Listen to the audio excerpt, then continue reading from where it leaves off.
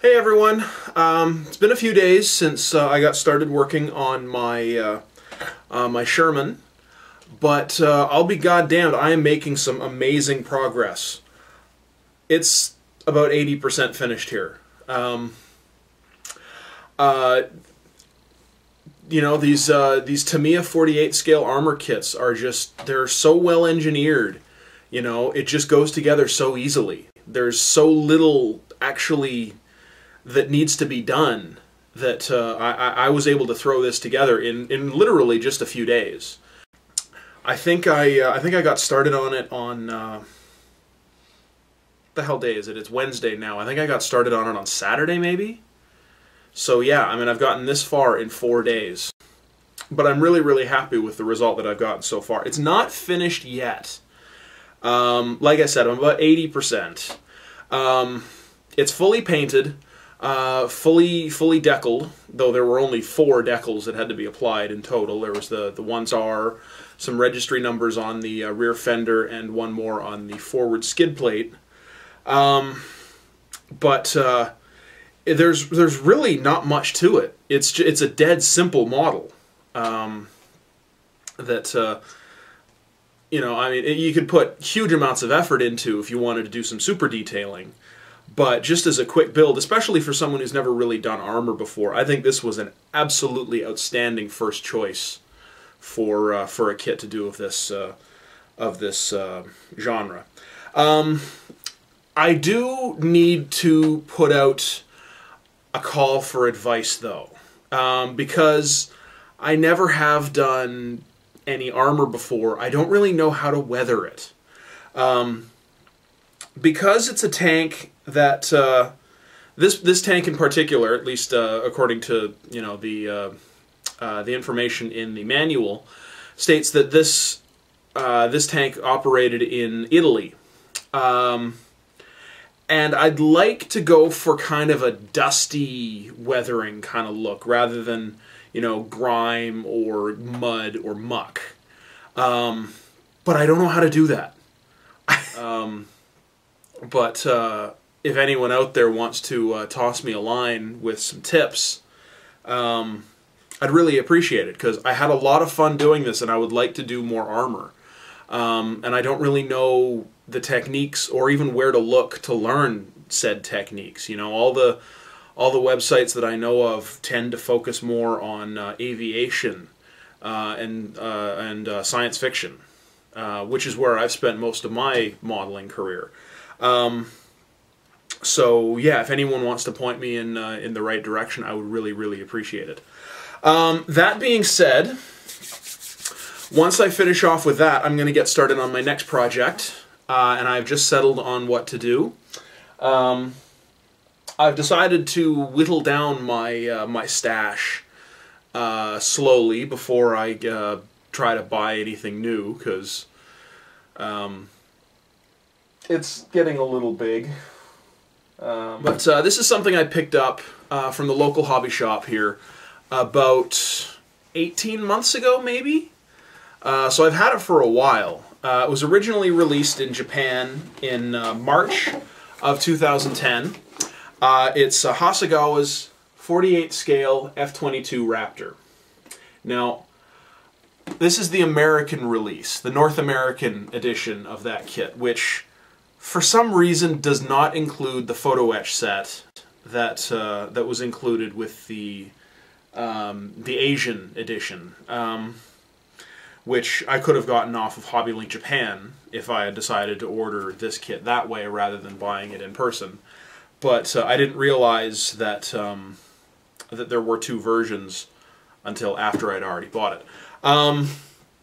But regardless, it's still a very nice kit, and there is a lot of other optional aftermarket photo etch parts and other white metal parts like landing gear and additional details for the weapons bays. But like I said, from what I've seen, it is a really nice kit. So, but I haven't taken a really close look at it inside yet. So let's do that. Very much like with Tamiya's kits, the box is dominated by this absolutely beautiful painting of the F-22. Now, I'm going to be honest, I'm not a huge fan of the Raptor. I find that from a few angles it can look kind of clunky, particularly from the side or even from the bottom. It just tends to look a little, I don't know, a little too boxy. But this painting captures it from probably one of the best angles possible. Just like from the 3/4 forward perspective, it just looks so sleek and elegant and absolutely beautiful. So I really appreciate them for using this kind of dynamic angle. The rest of the box, bottom side doesn't really have anything. Either side, not really much either. And then top side has just a photo of the completed model with a lot of dust. This has been sitting under my desk for about 1.5 years. Also the sticker price. I don't know if that's a good deal or not, but I'm going to hope that it was. There we go. Manual is the standard style for Hasegawa, very similar to Tamiya's. It's a stapled book style with technical information about the Raptor in both Japanese and in English, with a large photo in black and white of the completed model. Inside face of the first page is a call-out guide for all the different runners. It appears that there are a couple that are duplicated. As well as at the bottom there is a color call-out guide as well, in both Japanese and English, which is a nice touch, because a couple of other Hasegawa models that I have done have had that paint call-out guide only in Japanese, so I had to do plenty of research to translate it. But the color codes are all I believe for Mr. Color. So I'll still have to do some translating in order to figure out what colors to use for Tamiya's paints. Assembly begins, as is standard, with the cockpit. It's only a single-seater. I don't know if there is a two-seater Raptor variant, if one exists at all, or if there are plans for one in the future. Looks pretty good. The pilot seat appears to be made of 6 parts, maybe, with some good detail. Separate rails for the ejector seat. Lots of little add-on parts, lots of greeblies. Decals for the glass cockpit parts. Then moving on to the missile bays. This is the main weapon bay in the belly. Again, has lots of pipes and conduits and add-on bits and pieces. The side weapon bays are up next. Likewise, having lots of add-on parts, lots of detail. Really quite nicely done. Looks like the weapon rails can be posed as retracted or deployed. At which point then attachment of the weapons bays to the fuselage, and then the nose gear, various bulkheads on the interior. It looks like these are just structural supports for the inside, because there's not a lot of additional structure inside to support the interior. Otherwise you might end up with being able to kind of squeeze the fuselage in the middle. Which would not be good. So that it looks like they added all of these for additional structural support, which is a really nice touch.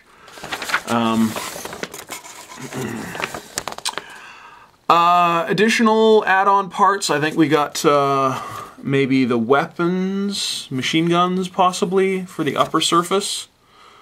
Not really sure. Oh no, these look like the insides of the landing gear bays on the upper surface, rather. Intake trunks for the engines, very long and very snaky, so going to be interesting to paint. Landing gear looks like just plastic wheels, no option for rubber wheels. Nothing much to say there. Main landing gear. Again, looks like they're polycap, attached by polycap, so they can at least roll, but again, just plastic wheels, no option for rubber. But landing gear looks like they have lots of detail. Doors for the weapon bays. It's hard to say if they're posable or not, or if they're just secured, glued open, or closed.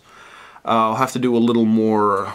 I'll have to take a closer look, but it looks like they're probably just posed, opened, or closed. Belly weapon bay doors, again, hard to say if they can be posed or not. And then we're getting into the armament, starting with the AIM-9X and AIM-120C air-to-air missiles. And then getting onto the ailerons and flaps and stabilizers and rudders and the thrust vectoring nozzles. You do have an option for a pilot with two different helmets. One being the standard helmet with a visor, and the other appearing to be the newer type that has the video screen, sorry, right there, with the helmet-mounted heads-up display. But also having a standard dash panel-mounted heads-up display. And finally, a marking and painting guide. It's going to be interesting to paint this, the Raptor having a very unusual sort of metallic overall paint scheme that's going to be very hard to replicate. So I'm going to have to do plenty of research to figure that out, but it should be interesting. So like I said, I've had this for about 1.5 years, and I haven't even taken the parts out of the baggies yet. So we're really getting a first look at this thing. So this should be a lot of fun. So starting out, we have the upper and lower fuselage parts, but we'll start with the upper fuselage. A lot of surface detail to it, which is quite interesting. I've read that this has actually been a criticism against this kit, that the surface detail is actually a little bit too pronounced. Like you can see like paneling, raised paneling, not panel lines per se, but just raised ribbing and ridging. I mean, presumably this is all for the stealth effects, but like I said, from what I've read, this is apparently some modelers have been very critical of Hasegawa for the surface detailing being so pronounced that technically it's not accurate, that it should be much fainter. And I believe Academy did a similar kit in the same scale with much less pronounced detail, and it was being criticized because its detail wasn't pronounced enough. So you're damned if you do, you're damned if you don't. Underside, you've got your detail for the inside of the landing gear bays and all of the locator holes for the structural supports. Fuselage bottom is actually kind of flimsy. Particularly the joint between the nose and the body of the aircraft. It's only connected by this little tiny joint here. I mean, it'll obviously be sturdier once the intake trunks are attached and the fuselage is secured. But wow, that's pretty crazy. You'd think that you know, poor handling and shipping probably led to a few of these being broken. The rest of the underside, particularly under the engines, wow, that surface detail is really, really prominent. Wow, that's a lot of detail. One thing I was a little disappointed about is on the nose here. I don't know if you can quite make it out. The nose part on the upper and lower fuselage had one of these molded to it. It's just a little bit of sprue intended to act as kind of a protector for the ring, but in shipping they both broke off, which led to some scarring of the plastic. Which led to some scarring of the plastic. I'll try and get a better focus on that. So yeah, that's gonna be kind of tricky to patch up. So that's kind of a bummer. But otherwise, really, really nice molding. We've got 2 sets of poly caps, just basic, you know, ring bushings for the landing gear. But we've also got one of the interesting features of this model. As I said, there are a couple of runners that are duplicated. We got 2 sets of clear parts. We've got the colorless clear parts, as well as the smoked clear parts. So in this case, you would use this runner primarily for the canopy, which on the Raptor is smoked. But for this one, you would use everything but the runner for all the, or but the canopy for all the parts that are not smoked. So it's nice of them to include the smoked runner as well, so you don't have to paint the canopy manually, which can be troublesome painting with clear. Next up, looks like we've got the intake trunks, all 4 segments, interior bulkheads. This looks like probably parts for the rear landing gear bays, more bulkheads, flaps. I think these might be the rails for the missile launchers, and another bulkhead. And here we've got lots of greebly bits, lots and lots of stuff I don't recognize. I think we got a couple of the interior support mechanisms right here and here. Just for the interior, you know, like I said before, for the structural support. Lots of other odds and ends, some cockpit parts. There's the framing for the pilot seat, as well as the seat cushion, and I believe that would be the seat back. The main cockpit display, and the main, or the side weapons bays. Got some nice surface molding in there. I don't know if you can quite make that out. See if I can get some better light. But there's some molded conduits and pipes and cables in there as well, which is nice. Next up, we've got the main weapon bay with I believe this is just a structural divider. We've got the vertical stabilizers, the rudders, landing gear bay doors, framing for the canopy, and the cockpit tub, which it looks okay. You know, fairly simple. You know, not extravagantly detailed, but nicely done nonetheless.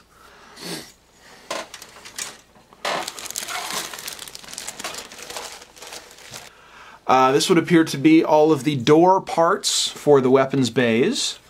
You can see all the outside surfaces for all the weapons doors, and this would appear to be structural supports for the interior of the weapons bays, which is nice that they included those separately, so you can get lots of additional detail. But there are some sink marks, some pretty nasty sink marks on the insides. So those will have to be dealt with. Yeah, you've also got the pilot figure, which is a torso with 2 separate arms, and as I said before, you've got 2 different options for heads. That second head is pretty bulbous. You can see that that helmet-mounted heads-up display. Wow, that's pretty crazy. Last up for parts, there's actually 2 of this runner, but I'll only show it to you once. We've got the engine burners, intake fans, and engine exhaust fans, landing gear wheels, lots of structural supports. A couple of them here, here, more here, here, here, etc., etc. The horizontal stabilizers, the thrust vectoring nozzles, and a lot of other internal details that I just don't quite recognize. Actually, the horizontal stabilizers, a nice touch, are molded hollow. This is similar to what Bandai does for a lot of their Gundam kits, particularly with like the beam sabers, is they'll leave one side of the runner open and have an additional part of the mold come in to fill this cavity when when the mold is being filled with plastic, so that you can make the part as a single piece. But yeah, you've got your missiles, your AIM-9X, I believe, and then your AIM-120s. Actually, I'm not sure if I'm even calling those correctly, which one is which, but nevertheless, they're missiles. They look cool. So that's it for parts. And finally, we've got our markings. Quite a few, but a lot of them probably won't get used just due to the different variants. Because I believe there's markings for like as many as 6 different aircraft. So yeah, let's see. You've got aircraft from Virginia, aircraft from Hawaii, aircraft from Alaska.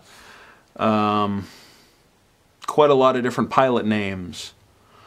Lots of no-step markings, lots of technical markings, lots of stripes for missiles. All very well printed. You probably can't make it out on camera, but that does in fact say no step. Oh, I'm sorry, it says no lift. But it's printed perfectly in register in spite of the small size. Those no lift decals are each only about half a millimeter tall.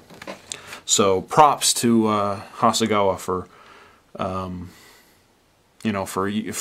for doing such a nice job with the printing. So the overall length of the kit looks like it's probably about 14 inches, so a little over a foot.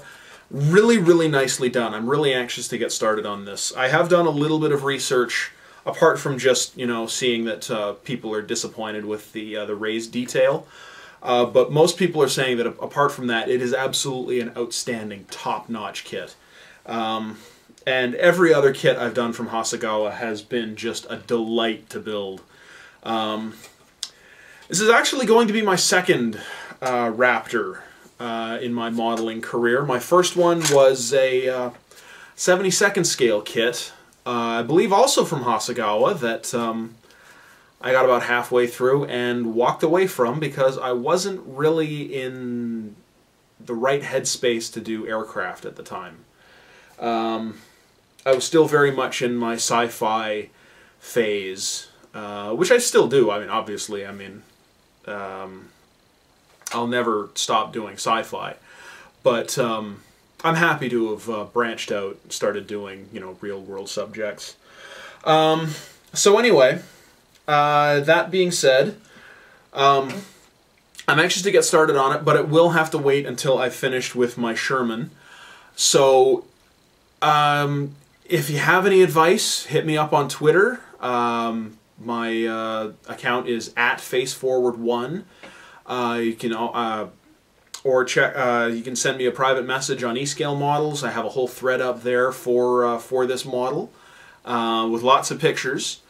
Or just send me a message directly on YouTube if you have any tips or advice, because I really need it. Because I'm happy with where I've gotten with this, and I don't want to screw it up from here out. So. So yeah, thanks everyone out there for watching, and happy modeling.